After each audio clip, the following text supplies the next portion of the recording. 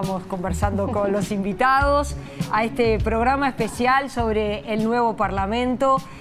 Buenas noches, Eugenia, ¿cómo andás? Buenas noches, Ana María. Bueno, te tocó estar allí en el Parlamento el sábado pasado. Divina jornada. Sí. No sé si para estar en el Parlamento. No, era una excelente jornada, realmente había muy buen ambiente, muchísima calidez entre los legisladores. No había mucho público afuera, no había mucha convocatoria. Algunos familiares y algunas personas que estaban protestando allí, que eran pocas, pero no fue un evento muy popular afuera. Adentro sí, mucho agradecimiento a los legisladores que se iban, por ejemplo, Cecilia Botino, muchísimo agradecimiento a Daniel Lema, que asumía la presidencia de la Cámara, por ejemplo. Sí, tiene muchas particularidades este Parlamento, porque ganaron las elecciones el gobierno multicolor encabezado por el Partido Nacional. Ellos van a tener la responsabilidad del gobierno y el Frente Amplio, después de 15 años, pasa a la oposición. Los expertos señalan que este Parlamento va a tener mucho protagonismo, porque evidentemente ningún partido por sí mismo tiene mayorías propias. Todo hay que salir a conseguirlo, a negociarlo. Sí, va a ser la primera vez que hay 7 partidos políticos representados en el Parlamento. Y hay 53 legisladores nuevos, 53 legisladores que no tienen ninguna experiencia en haber estado. Si bien se mantiene bastante estable, el 42% de la Cámara fue reelecto y el 49% de los senadores fueron reelectos. Hay quienes vuelven, viejas figuras como por ejemplo Sanguinetti, y hay también muchísimas figuras nuevas. Aunque en realidad, según los estudios, el programa de estudios parlamentarios de ciencias políticas dice que el Parlamento sigue básicamente siendo de hombres blancos mayores de 50 años, promedio de edad 52. Las mujeres siguen siendo 21%, antes era el 20%, y solo entró, por ejemplo, la primera legisladora afrodescendiente, que es Gloria Rodríguez. Sí, efectivamente, que justo hoy estuvimos conversando con ella. Ya se propone impulsar la paridad, algo que en el pasado se planteó, no salió. Gloria nos decía esta mañana, lo vamos a volver a impulsar, lo vamos a volver a proponer. Nosotros hoy invitamos a 2 legisladores que tienen mucha experiencia, que han sido oposición, y en el caso de Jorge Gandini, que ya está aquí, le toca ser gobierno, senador de Alianza Nacional. Y en el caso de Enrique Rubio, senador que vuelve al Parlamento, que tuvo también experiencia de ser oposición, así que ambos dos son muy experientes para hablar de estos desafíos, enormes desafíos que tiene el Parlamento uruguayo, que obviamente se van a profundizar a partir del 1 de marzo, cuando asuma la presidencia Luis Lacalle Pou y gobierne con un gabinete multicolor. Así que hay muchísimos temas para preguntarles a ambos. Un Parlamento que va a cambiar pronto, porque hay muchos legisladores que van a asumir cargos en el Poder Ejecutivo, y también cuando sean las elecciones departamentales hay algunos que son candidatos, de modo que van a pedir licencia para la campaña y quizá resulten electos. Podemos ver el informe donde hablamos con unos cuantos de ellos.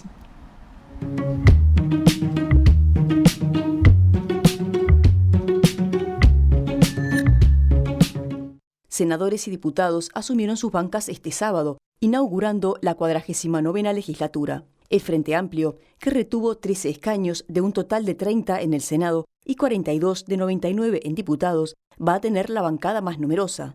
Ningún partido tendrá mayoría parlamentaria, aunque la coalición multicolor tendrá 18 senadores y 56 diputados. Venimos de 15 años consecutivos de mayorías absolutas, donde por la propia conformación del Frente Amplio las discusiones se daban dentro de la fuerza política y al Parlamento llegaban las cosas prácticamente cocinadas, y después era una discusión de sordos, ¿no? En estos 15 años de gobierno, aún siendo mayoría parlamentaria, quizás con las excepciones de la reforma tributaria o la reforma de salud u otras, en muchísimos casos los votos fueron unánimes, ¿no? El Partido Independiente, el Partido de la Gente y el PERI solo tendrán un diputado.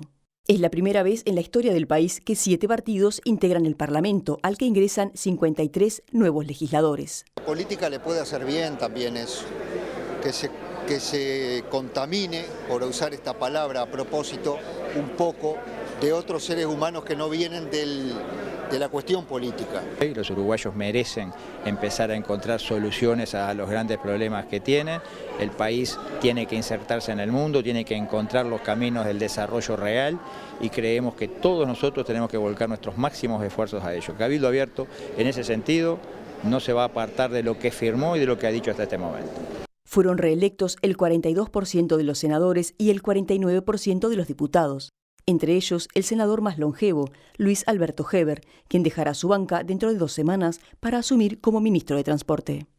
voy a tener que convivir en estos 15 días con las tareas parlamentarias que son de preparativos. Todavía no hay proyectos de ley, seguramente se van a recibir en estos primeros meses muchos proyectos y muchas iniciativas y por lo tanto se va a llevar a cada una de las cámaras. En fin, va a haber una tarea que se superpone con la tarea ejecutiva, ¿no? Hubo un leve aumento de presencia de mujeres, pasando de 20 a 21%. El partido donde hay más presencia es en el Frente Amplio con 33%.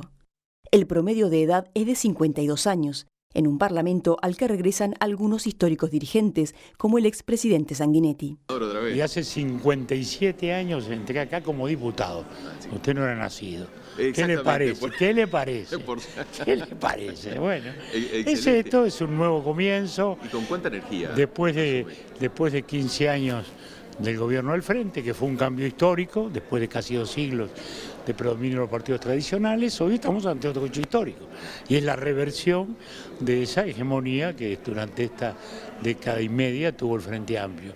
El primer gran desafío del Parlamento será aprobar la ley de urgente consideración, que ya está en el debate público. Todos los partidos tenemos un compromiso que suscribimos con los ejes temáticos que vienen en la ley de urgente consideración, por lo que seguramente todos lo vamos a acompañar. No hay por qué pensar que alguien no lo va a hacer.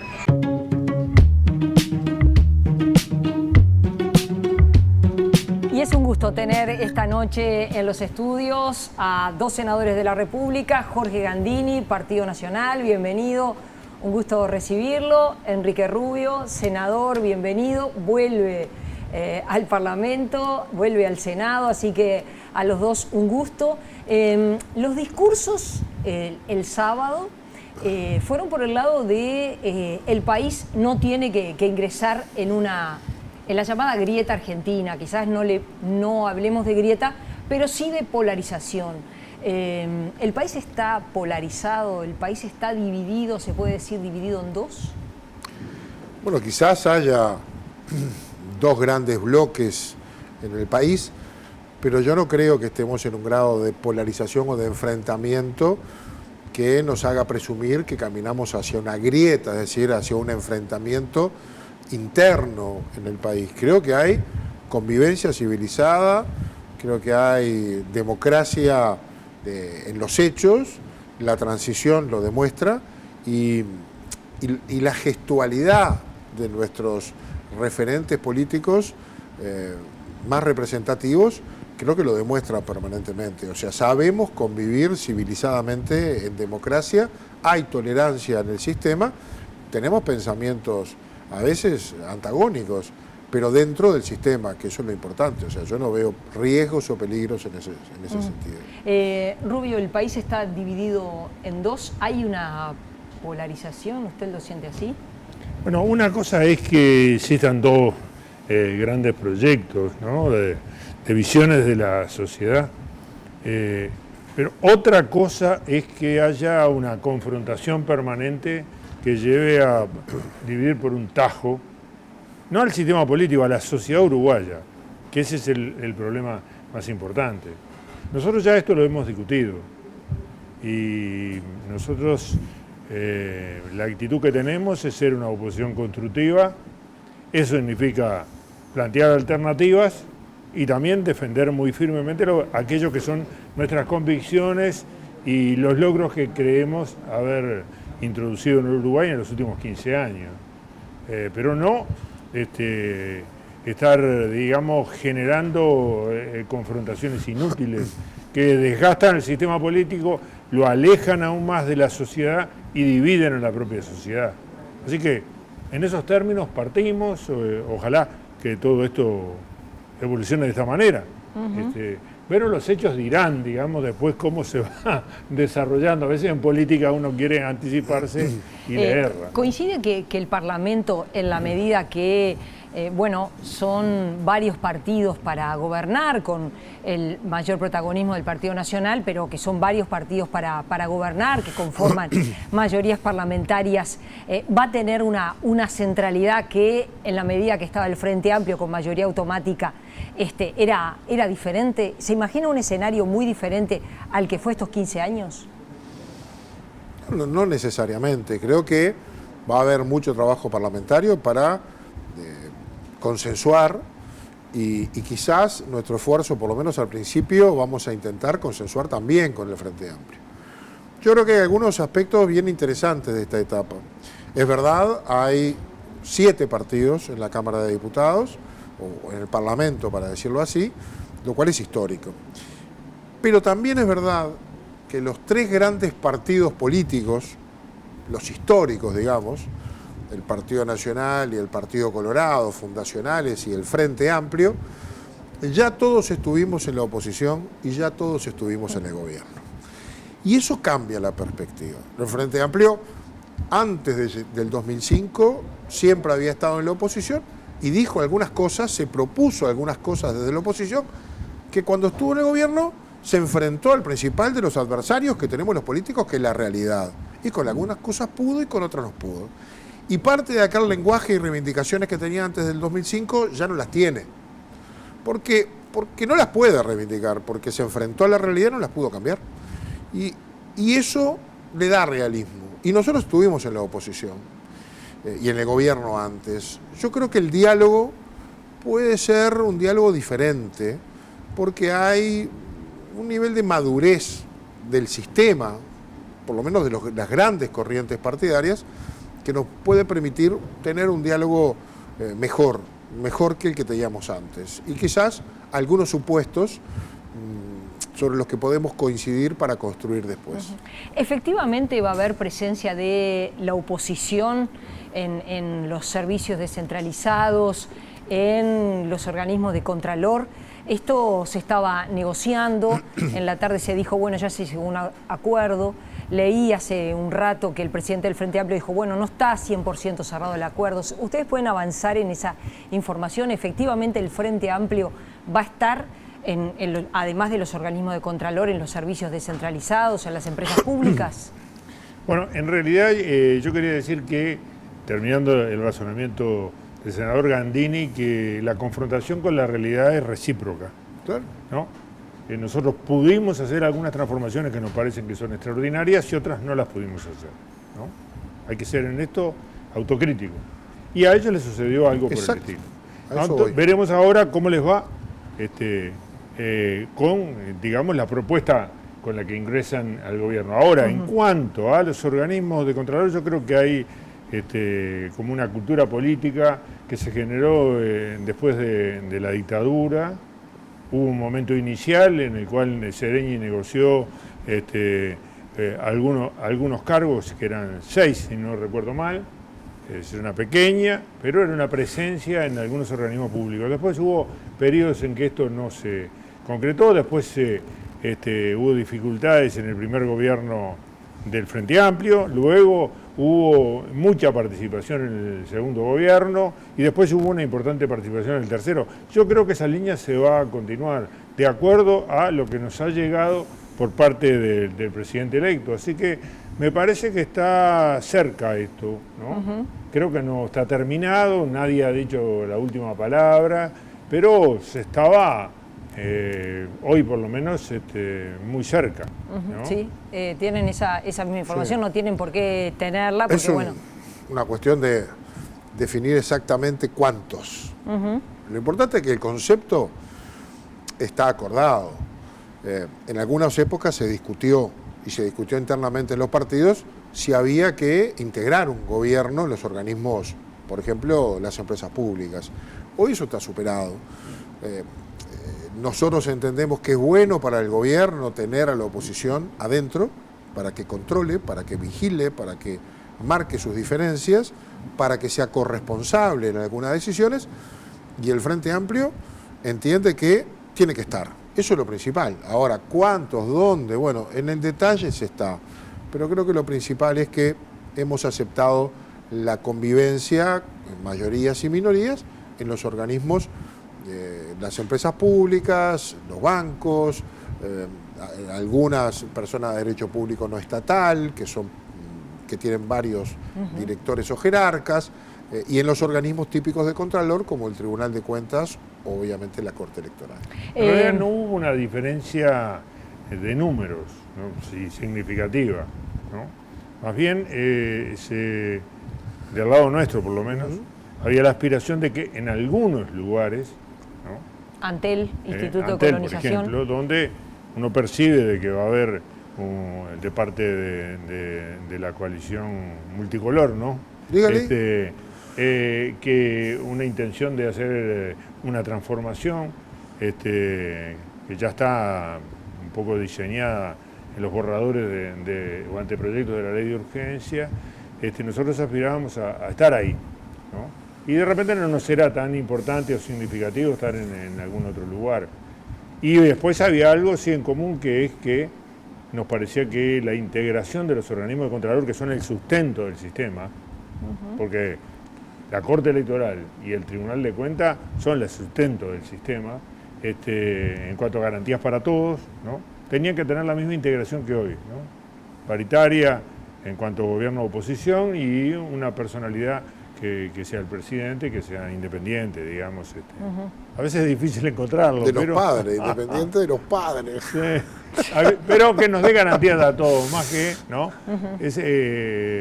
Acá pesan mucho las personas, ¿no? Y sus historias.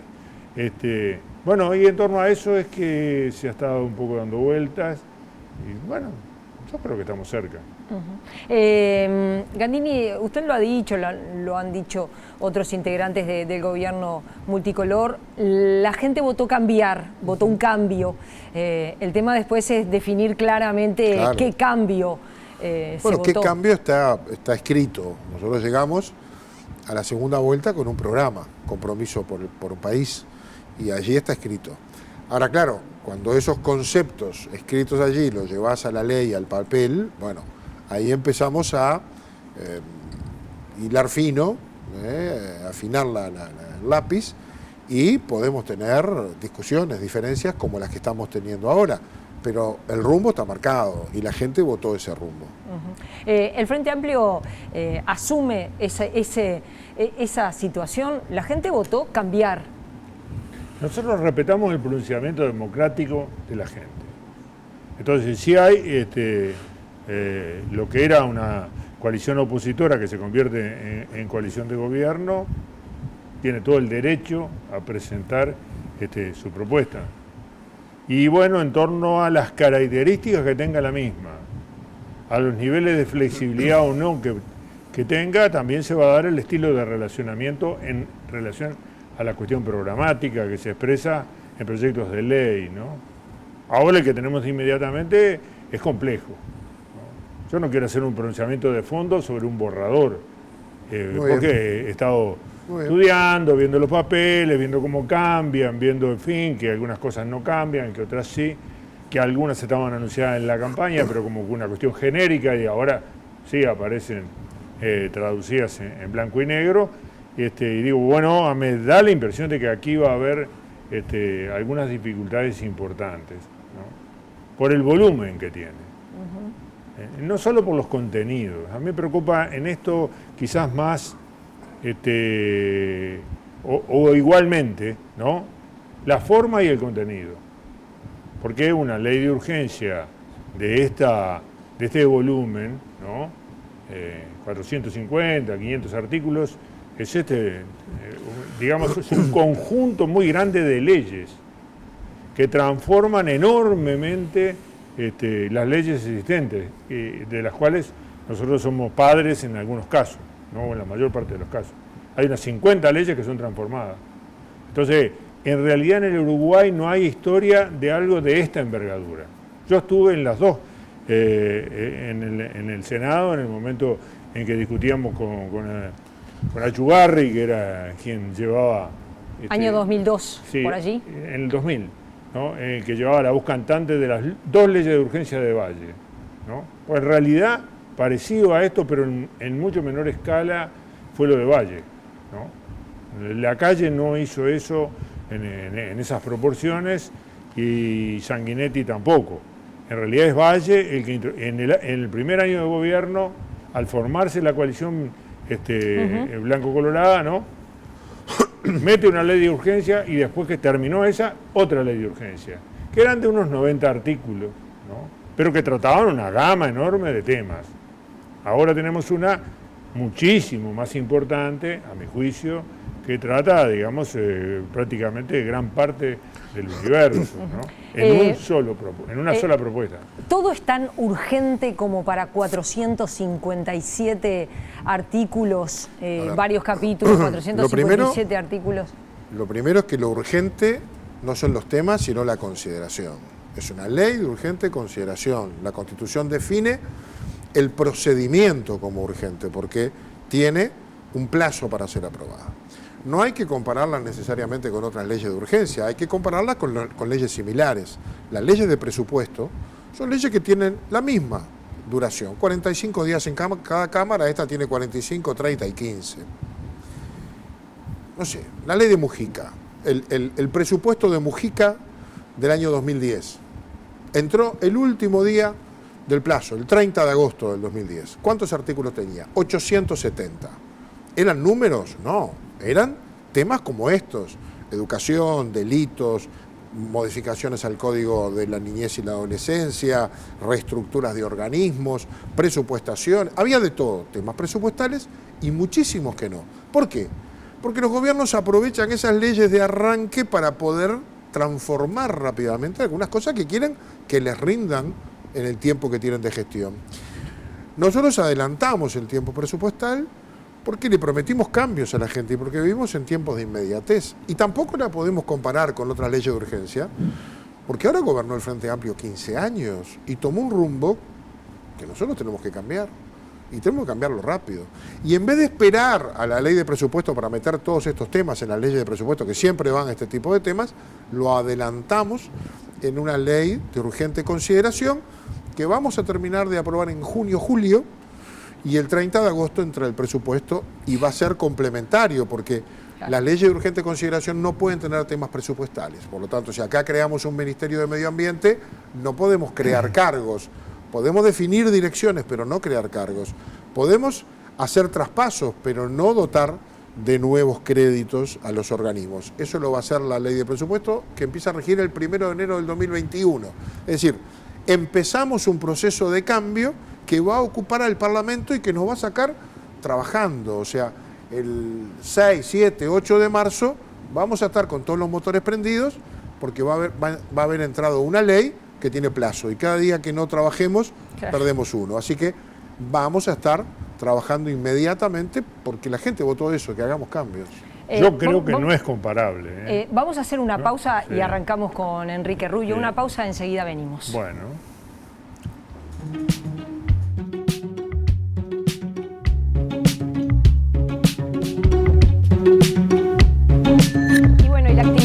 Del Parlamento de este año va a ser muy intensa. Lo cerrábamos con Gandini, ley de urgente consideración, aunque en este momento sea un anteproyecto que se está discutiendo, pero que va a ingresar al Parlamento. Luego presupuesto, rendición de cuentas, es muchísimo el trabajo para este 2020. Pero bueno, hay... ¿Por qué de urgente consideración? ¿Por qué 457 artículos? Gandini dijo, bueno, nos proponemos cambiar de lo que se venía porque es lo que la gente votó. No, en realidad la discusión no está ahí. Yo creo que no es comparable con un presupuesto. En realidad el presupuesto es muy lineal, trata temas económicos, a veces se meten de contrabando algunas cuestiones, no todos los gobiernos lo han hecho, pero acá tenemos un abanico que es muy complejo y que, bueno, yo veremos la forma en que queda, pero exige muchas consultas. Entonces, yo creo que eso no es compatible con esta diversidad de temática, no es compatible con el trabajo de una comisión parlamentaria en estos tiempos. Estoy totalmente convencido. No se puede hacer una reforma del Código Penal, una reforma del Código de Procedimiento Penal, una reforma sobre la minoridad, una reforma sobre incorporación de policías y procedimientos, una reforma sobre introducir la ley de derribos, además agregarle una reforma educativa completa, que centraliza en el Ministerio de Educación y Cultura y convierte, para mí, en una unidad ejecutora del Códice y a su vez reestructura toda la parte superior. No digo que no tengan derecho a hacerlo, por favor, esa no es la discusión. Una reforma que yo creo que licúa la ley de inclusión financiera, ¿no? Completamente, que toca aspectos laborales y que toca las empresas públicas y algunos temas más que están vinculados.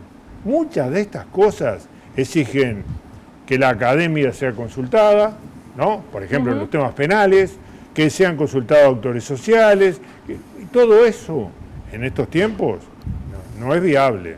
Por eso, en otras leyes de urgente consideración, nosotros planteamos alguna vez con éxito que se desglosara y se tratara como ley común alguna parte, porque entonces corren en vía paralela en distintas comisiones y ámbitos, y entonces todo el proceso de consultas es mucho más rico, ¿no? Pero es que a lo mejor es así. Landini. Esto es un borrador. Tiene la virtud de que se puso a consideración pública y popular en el mismo momento que lo conocimos nosotros, quienes hoy estamos en bancas como legisladores. Lo conocieron los sindicatos, lo conocieron los periodistas, lo conoció la opinión pública, y estamos recibiendo, yo me reuní con COFE, me reúno mañana de vuelta con COFE, en el primer caso por funcionario, me reúno ahora por minoridad, pero me reuní con ADEMO, me reuní con contadoras, me reuní con escribanos, con asociaciones, porque estamos discutiendo temas. Y esto llevó a que nos reuniéramos con los redactores que están recogiendo y llegáramos a ver que hay cosas que se plantean razonablemente y hay cosas que ya se han corregido y otras que van a entrar en discusión. Todo esto es antes de que empiecen los 45 días.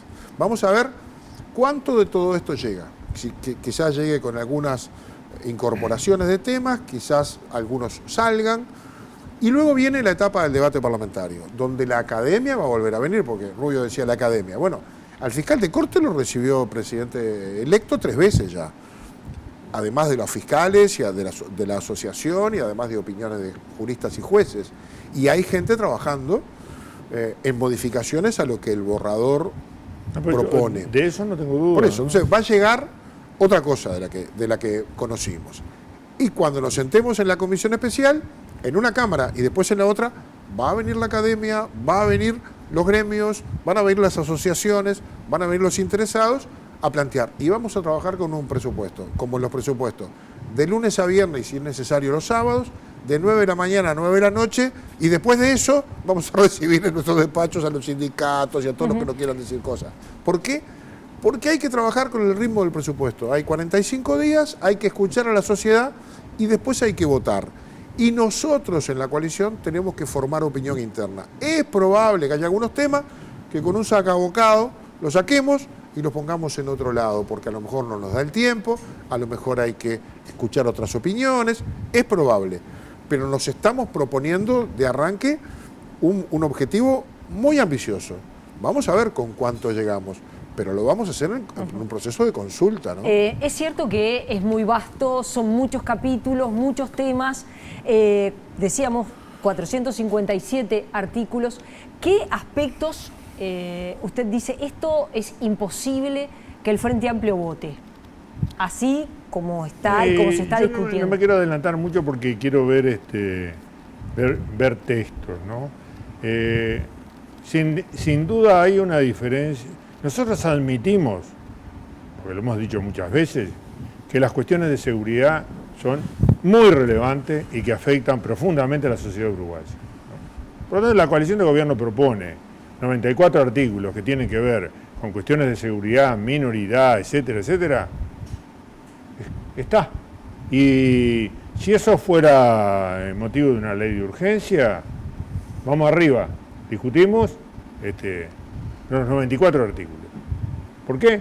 Porque hay un problema que tiene que ver con la urgencia de su resolución en la sociedad. Yo creo que el camino elegido no va a tener ese impacto, pero ojalá que lo tenga, ¿no? Ojalá que lo tenga, porque todos tenemos el problema, convivimos con el problema y es un problema de convivencia, en última instancia. Ahora, que por las vías elegidas vaya a tener ese impacto, bueno, a mí me parece que no, nosotros no coincidimos con ese punto de vista. Pero bueno, si es tratado en una ley de urgencia, da. Eso no quiere decir que votemos todos los artículos que están incluidos, porque hay cuestiones muy medulares en las cuales tenemos diferencia y que nos parece que no son las centrales para resolver el problema de la convivencia y la seguridad en la sociedad uruguaya. Ahora, tenemos una opinión distinta, nos parece que licuar la ley de inclusión financiera y hacer que prácticamente todos los pagos relevantes puedan ser realizados por fuera del sistema bancario. Por ejemplo, ¿qué pagos relevantes? Bueno, usted puede comprar bienes inmuebles, ¿no? Por fuera del sistema bancario. Entonces, ¿eso qué quiere decir? Puede comprar tierras, puede comprar automóviles, pero automóviles a esta altura es un tema pequeño, digamos, ¿no? El problema son las cosas grandes, y las cosas grandes tienen que transitar, a nuestro juicio, por el sistema de inclusión financiera. Otra cosa es si perjudica o no perjudica a algunos sectores sociales, de domésticos o de trabajadores rurales y demás, el hecho de que no sea obligatorio por ahí. Pero los escribanos tampoco están obligados a que los pagos que se les realicen pasen por el sistema financiero, y tampoco están obligados otros sectores. Entonces, esto nos preocupa sobremanera. Gandini. Varias cosas se han dicho. La primera, Rubio me desafía a que haga un trabajo extra, que lo voy a hacer porque lo vamos a discutir en el Parlamento. ¿Cómo no? Voy a agarrar las últimas 2 leyes de presupuesto quinquenal y las voy a desgranar en los temas que tocaron, para que veamos que ahí se crearon delitos, se modificaron códigos de la niñez, penal, hubo de todo. Lo voy a poner porque va a ser parte del debate para demostrar que las leyes de presupuesto se meten en temas bastante más allá de los típicamente presupuestales. Y eso es porque los gobiernos tienen urgencia en hacer cambios y aprovechan la urgente consideración que tienen las leyes de presupuesto. Lo segundo, vamos a discutir sobre esos temas. Obviamente, nosotros queremos hacer cambios en materia de seguridad, porque es lo que la gente nos está pidiendo. El Frente Amplio gestionó durante 15 años la seguridad en este país. De 270 millones de dólares que los uruguayos destinábamos a seguridad en el Ministerio del Interior, pasamos a 910 millones, gastamos 3 veces más, y los delitos no paran de aumentar y no paran de ser más violentos. Por lo tanto, recursos hubo, más dinero, más policías, mejores salarios, le sacaron el 222, están mejor equipados, están mejor armados, tienen mejor infraestructura, pero la estrategia no ha dado resultado porque los delitos han aumentado. Por lo tanto, tenemos que hacer otra cosa y lo queremos hacer rápido. Nos empujaron 1.100.000 personas que votaron el sí de la reforma, que no sé si estaban muy enterados en qué era la reforma, pero querían que hiciéramos algo en materia de seguridad. Con respecto a la inclusión financiera, ahí tenemos un tema. Yo ya he hecho saber públicamente y adentro de mi partido que hay cosas que no comparto de lo que vino. Comparto la libertad que se le da para cobrar en efectivo, ¿no? En el acuerdo que pueden hacer trabajadores y empleadores como estaba antes de la ley de inclusión financiera. No comparto que los tickets alimentación se puedan pagar en efectivo, porque ahí hay una renuncia del Estado que hace porque se paga en electrónico, y yo sé que eso es para alimentación. Entonces, el Estado hace una renuncia. Ahora, si pago efectivo, se pueden pagar el celular o tomar unas copas en el boliche. Entonces, no estoy de acuerdo. Estoy de acuerdo con que los honorarios profesionales se puedan pagar en efectivo, porque la evasión no viene porque lo pague con tarjeta. Si yo voy a mi abogado, me dice, mira, estos son 20.000 pesos, y no hace factura, también lo evadió. No es la inclusión financiera lo que evita la evasión. Desde que está la inclusión financiera hasta acá, la propia DGI y el propio BPS han dicho que la inclusión financiera no abatió la evasión. La evasión no cambió ni en el BPS, que son los trabajadores formalizados, ni en la DGI, que es por lo que se cobra. No va por ahí. Hay que distinguir esos dos temas. Sin embargo, sí estoy de acuerdo en que hay que sacar el tope que tiene de 4.000 y pico de dólares hoy. Hoy por arriba de 4.000 y pico de dólares, todo es bancarizado. O sea, voy a vender un auto viejo, voy a comprar un auto viejo, tengo que pasar por el banco. Bueno, nosotros no compartimos eso. Yo no comparto que se eliminen los topes. A mí me parece que hay que poner un tope bajo el umbral del cual se puedan realizar las operaciones habituales. O sea, pongámosle 100.000 dólares. Puedo comprar un auto, puedo comprar un terreno, puedo comprar una casa modesta, lo puedo pagar en efectivo, pero por encima de eso tengo que ir siempre bancarizado. No comparto la derogación del artículo 36 bis, que obliga al escribano a estampar en la escritura el modo de pago. Tiene que poner, hoy se pagó con tal moneda, con letra de cambio, de tal banco, etcétera, etcétera. Se deroga. Bueno, yo no estoy de acuerdo en que se derogue. Es lo que estoy haciendo saber a mi partido. ¿Lo recogerá o no? No sé. Pero yo esta posición la voy a mantener en el Senado también. ¿Seré minoría? ¿No seré minoría? Lo veremos. Creo que el concepto de la inclusión financiera lo comparto, pero hay cosas de la redacción que podemos mejorar y voy a proponer algunas cosas. Por ejemplo, exonerar a los escribanos de la obligación de controlar la operación eventualmente sospechosa cuando la transacción se hace con documentos financieros emitidos por instituciones bancarias controlados por el Banco Central. Dicho de otro modo, se compra una casa, me traen una letra de cambio del Banco República, el escribano queda exonerado de controlar eso, porque el que controló es el Banco República, al cual no le opera el secreto bancario, tiene funcionarios especializados, tiene una infraestructura. El pobre escribano en su escritorio, ¿qué va a hacer? Hoy está obligado y es responsable penalmente si pasa algo. El responsable penalmente tiene que ser el Banco República o el Banco X, que está controlado por el Banco Central y por las normas internacionales. Son cambios que le vamos a hacer en la marcha y a lo mejor Rubio y yo estamos de acuerdo. Eso sería un logro muy importante, ¿no? Porque la preocupación nuestra central es por un lado, es social, digamos, ¿no? Que nos parece que afecta a los trabajadores, pero esa es una parte de la discusión. La otra parte de la discusión es que el Uruguay ha hecho un enorme avance y un enorme esfuerzo en los temas de lavado, ¿no? De salir de la lista gris y todo lo demás. Un enorme esfuerzo. Pero esto es de inclusión financiera, no se toca la ley de lavado. Es de inclusión financiera, ¿no? Pero no se tiene. Pero si uno pierde la trazabilidad del gran dinero, ¿no? Está bien, yo comparto. Es muy difícil. Comparto además que ayudamos al escribano. Si alguien le viene con una valijita de $1 millón a comprar un campo, como pasaba en el litoral, ¿no? Venía con una valija con $1 millón adentro, tráigame el escribano y hacen la escritura y se terminó el negocio. ¿Cuántas veces dice la gente? Eso a mí me parece que eso es un exceso. Eso es enorme, ¿no? Entonces, discutamos esas cuestiones. El 1 de marzo asume el presidente Lacalle Pou y tomó la decisión de invitar o no invitar mandatarios. Vamos a escuchar lo que decía el ministro designado Ernesto Talvi y también el propio Luis Lacalle Pou y venimos a la mesa.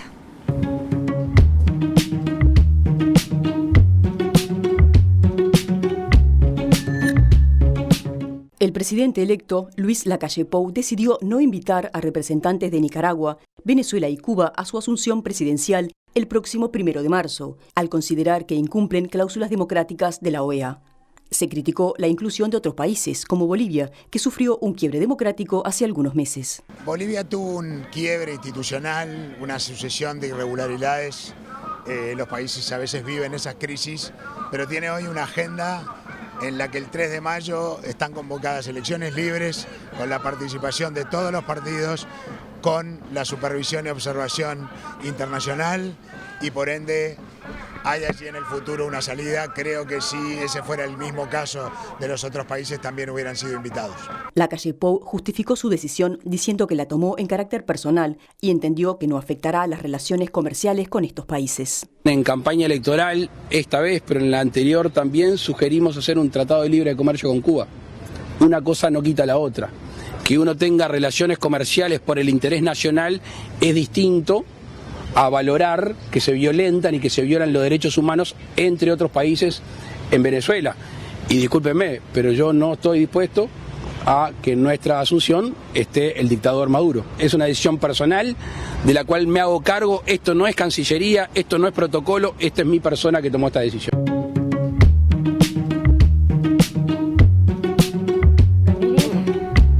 A ver, comparto con Luis Lacalle. La presencia de Maduro estropearía la fiesta de la democracia. Lo pondría en el centro y en el foco. Me parece que estuvo bien en no invitarlo. Tenemos una opinión formada, creo que el país tiene una opinión formada en torno a una figura que no honra la democracia, ni la tolerancia, ni el respeto a las minorías, ni al pensamiento ajeno. Eso no quiere decir que cuando asuma el gobierno deje de reconocer al presidente Maduro que lo entiende que es un presidente de facto y pase a reconocer a Juan Guaidó, como han hecho cerca de 50 países. Me parece que esa no va a ser la política. Ni va a dejar de mantener relaciones comerciales con los países que no invita. Pero a la fiesta de la democracia, que cada 5 años este país, gracias a Dios, vive en la alternancia de un gobierno a otro, pacífica, respetuosa, que estén algunas figuras que no honran a la democracia, creo que dan un mensaje muy malo. Y me parece que el presidente dio una buena señal, independientemente que vamos a seguir teniendo relaciones diplomáticas. Yo creo que se equivocó, no por Maduro, a mí no me gusta nada Maduro, aclaremos, no por Maduro, por el concepto. La democracia en realidad es minoritaria en el mundo, minoritaria, ¿no? Entonces, si nosotros aplicamos el criterio en episodios simbólicos importantes de que esto sí, esto no, caemos en un viejo concepto, ¿no? Que yo no se lo quiero atribuir porque sería un agravio, ¿no? De otros tiempos, de la doctrina de las fronteras ideológicas. Eso no es el pensamiento del Partido Nacional. Pero me parece que es un camino que no sirve, ¿no? Que no sirve. Entonces, no es solo Maduro, son otros gobiernos también. Y hay, por ejemplo, diferencias muy importantes con países con los cuales tenemos el vínculo económico más fuerte del Uruguay, ¿no? China. China, por ejemplo, y una diferencia política enorme, enorme. Entonces, me parece que ahí entramos en un territorio que genera confusiones, ¿no? Porque al día siguiente hay que negociar.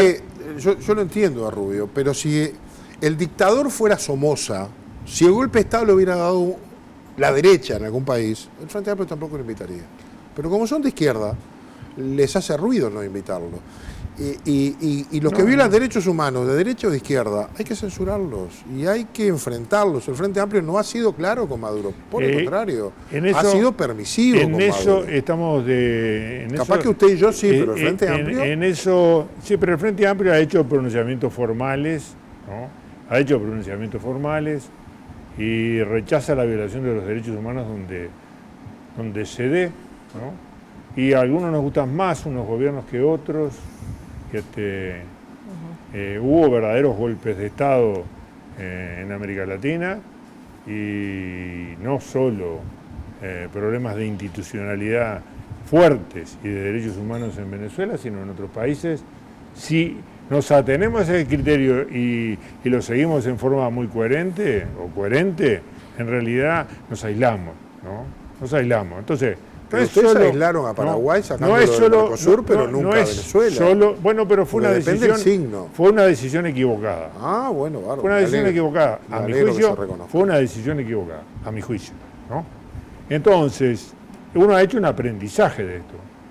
Y hay gobiernos de derecha que no me gustan, hay gobiernos que se llaman de izquierda y que yo creo que no son de izquierda, ¿no? Y que no me gustan, ¿no? Hay otros gobiernos que son de izquierda y que pueden gustarme un poquito más. Hay una gran diversidad. El problema es cuál es el interés del país. El interés del país es tener relaciones con todo el mundo. Tener relaciones con todo el mundo. Me parece que con Rubio me voy a poner de acuerdo en el Senado muchas veces. Y hacer campaña por los derechos humanos en el mundo. Y entonces eso exige determinados gestos. Y a mí me parece que eso es una decisión equivocada. Pero bueno, veremos cómo sigue. Veremos, sí. Yo creo que si tuviera Maduro, no se estropea la fiesta, la verdad. No me gustaría verlo en el país mezclado con la fiesta popular. Gracias a ambos por haber venido. Ha sido un gusto recibirlos. Ahora vamos a conversar un rato sobre la conformación de este nuevo Parlamento con Gerardo Caetano. Ya volvemos. Gracias.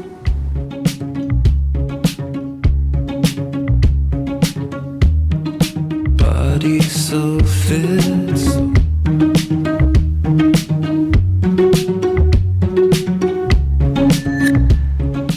Y le damos las buenas noches a Gerardo Caetano en este especial sobre el nuevo Parlamento.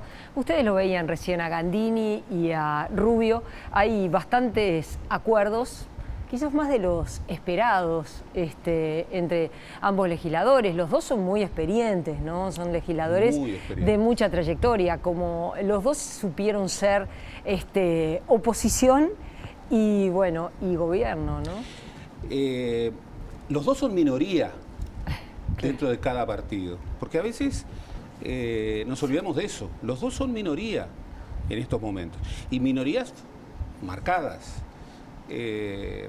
Y fíjate en buena medida, uno representa el espacio menguado del wilsonismo adentro del Partido Nacional, la lista por la patria, y el otro representa, bueno, la vertiente artiguista. No está dentro de los grandes sectores que en este momento son MPP y Partido Comunista dentro del Frente Amplio, con una ¿verdad? referencia sereñista muy marcada, muy fuerte. Entonces, nosotros a veces estamos trazando grueso y diciendo, bueno, Frente Amplio, coalición multicolor. Y sin embargo, hoy advertimos que hay otros diálogos, que tal vez no sea tan claro que hay dos proyectos o dos bloques, sino que adentro hay tensiones. Yo creo que en la coalición multicolor se ha advertido de manera muy clara, todavía no ha comenzado el gobierno y las diferencias son muy grandes. Yo no sé hasta qué punto ahí no hay, digamos, un tema de tiempo. Y dentro del Frente Amplio hay tensiones que van a tener que resolverse. Se hablaba de la invitación. Yo verdaderamente creo que respecto a Maduro y a García, no, vos decís el presidente de Cuba. A Nicaragua. No, sí, Ortega y Maduro, quien dice que son de izquierda, bueno, hay que justificarlo. Los dos. Ortega además no vendría. Porque no puede salir. Porque no puede salir y además al Uruguay no puede entrar porque las manifestaciones de los sectores feministas y de todos los sectores serían brutales. Sí. Y Maduro tampoco podría venir. Ahora, la pregunta es también, ¿qué pasa con la actual presidente, entre comillas, de Bolivia? ¿Cómo se justifica que el canciller de la República a partir del 1 de marzo, que empezó diciendo esto es un golpe de Estado, y marcando su diferencia, por ejemplo, con Manini Ríos, que dijo, ¿qué es lo que pasó en Bolivia? Los militares y los policías se pusieron del lado del pueblo. A esta situación en donde a mí me parece muy bien que no vengan ni Maduro ni Ortega, y que Cuba es una dictadura a esta altura del partido. Ahora, si aplicamos ese criterio ideológico, invitamos a Rusia, invitamos a Azerbaiyán, invitamos a China. El canciller electo empezó diciendo no son democracias plenas. Bueno, entonces se terminaba, el Uruguay se tenía que autoinvitar. Y del otro lado, después dijeron no, son regímenes totalitarios plenos. Bien, si ideologizamos esa pauta, hay muchos invitados, y en particular en la región, bueno, la sensibilidad, invitar a Añez, es muy extraño. La presidenta boliviana. Exactamente, es muy extraño. Sin embargo, hoy, por ejemplo, y es un tema de discusión respecto a la ley de urgente consideración, hay una primera discusión, es qué ley va a llegar al 2 de marzo. Y Gandini avanzó, y hoy hemos visto que hay diferencias importantes en asuntos importantes que están expresando el Partido Colorado, el Partido Independiente, bueno, tiene un diputado, pero es y Cabildo Abierto. Por ejemplo, esta ley, en su versión inicial, parece mucho más vinculada con el programa del Partido Nacional que con el compromiso con el país, realmente. Sí, fue parte de lo que planteó ayer el Partido Independiente. Pero el Partido Colorado también. Hay cosas que no están en el compromiso con el país. No es que la ley traduce ese compromiso, no están. Y hay aspectos que específicamente fueron habían rechazados. sido eliminados porque habían sido rechazados y que aparecen en este anteproyecto. Fueron rechazados. Entonces, la primera pregunta que uno tiene que hacer es ¿qué va a quedar de este anteproyecto ¿Y qué se va a sacar? Yo creo que la Federación Uruguaya de Magisterio apunta bien. Por ejemplo, el tema de educación, una reforma educativa. Se habla, y es cierto, y es mala práctica parlamentaria. Siempre se habla de las leyes ómnibus. En este caso, el colega Botinelli hablaba de la ley ferrocarril. Bien. Mala cosa la práctica de meter en el presupuesto cosas que no son materia presupuestal. ¿Qué ha ocurrido muchas veces? ¿Y qué ha ocurrido durante los gobiernos frente amplistas? Ni que hablar. ¿Y qué ha ocurrido muchas veces en la historia del país? Ni que hablar. Mala práctica. Práctica inconstitucional. Que no hay que naturalizar porque se haya hecho. Bien, pero si separamos, por ejemplo, si el primer filtro conceptual es decir, bueno, separemos, no parece creíble y realmente no parece mínimamente defendible que una reforma educativa se apruebe de esta manera. No lo parece. Creo que ahí, por ejemplo, la FUN plantea bien. Y mirá que hay quienes se oponen a la ley, pero no quieren que se separen cosas de la ley. ¿Por qué? Porque quieren confrontar. De un lado estamos nosotros y de otro lado quieren galvanizar a la coalición multicolor. Bien, la coalición multicolor tiene debates. Y hoy Gandini dijo cosas importantes, dijo, no sé cómo va a llegar. Hay una gran pregunta que la ciudadanía está esperando, porque una de las cosas que el nuevo gobierno tiene que, de alguna manera, decantar bien, es cuál es el mandato popular. ¿Qué es lo que dijo el mandato popular? Lo primero es que acá no está gobernando el Partido Nacional. Este no es el gobierno del Partido Nacional. Este es un gobierno de una coalición muy diversa y de una coalición que no hizo un pacto entre partidos, porque el compromiso por el país, bien, avanza muchas cosas, pero fue un compromiso, recordemos, los líderes de los 5 partidos no se reunieron, se reunían con Luis Lacalle. Bueno, ahí estamos revelando que hay cosas. En el compromiso por el país hubo cosas que colorados e independientes dijeron que no y no se incorporaron porque dijeron que no y ahora están incorporadas. La primera pregunta es, bueno, ¿cómo se identifica y se expresa el mandato popular? ¿Y qué es lo que va a llegar? Por eso, realmente, todavía falta un diálogo importante aquí. Y yo vi como la reivindicación de lo que debe ser el Parlamento. Porque el proyecto de ley, me corrijo, el proyecto de ley que llegue el 2 de marzo, va a tener un trámite parlamentario. Y ahí hay una gran señal. Rodrigo Goñi decía el otro día, hay una gran prueba para el Parlamento. Sí, una gran prueba. La primera es si esta ley de urgente consideración va a tener un trámite parlamentario. O si va a ser una imposición en donde lo que diga la oposición no va a ser tomado en cuenta. Yo creo que todos estamos a prueba. Y que lo que yo viví de este diálogo, la verdad, es auspicioso. Gracias, Gerardo. Vamos a hacer otro especial y está vinculado sin duda con la asunción del nuevo gobierno, así que el próximo miércoles a las 20 nos volvemos a encontrar. Gracias por esta noche, gracias a todos por habernos acompañado. Nos vemos el próximo miércoles en otro especial. With affirmations as you walk.